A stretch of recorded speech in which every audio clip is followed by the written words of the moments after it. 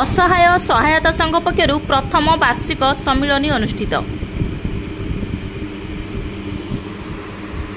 अनुगुल जिला किशोरनगर ब्लॉक अंतर्गत बइंडा कल्याण मंडपठारे असहाय सहायता संघ पक्षर प्रथम वार्षिक सम्मिलन और विश्व तमाकू वर्जन दिवस पालित हो जाइछि। संघर संपादक संजय कुमार प्रधान सभापतित्व में सभा परिचालित होइतिला। सभारे कोषाध्यक्ष रामचंद्र प्रधान विवरणी पाठ करथिले। बिनी भौणी ओम शांतिर विश्व तमाकू वर्जन दिवस उपरे एक सुंदर भावरे तमाकू वर्जन करने द्वारा कौन कौन लाभ होता है से विषय करथिले।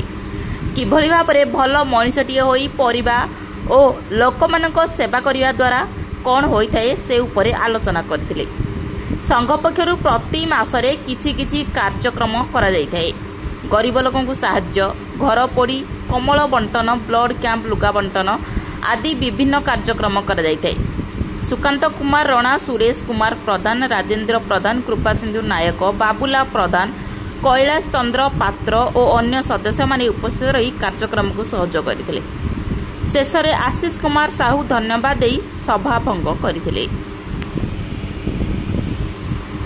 बइंडारू दीपक कुमार साहू रिपोर्ट, 8 मल्लिक समाचार।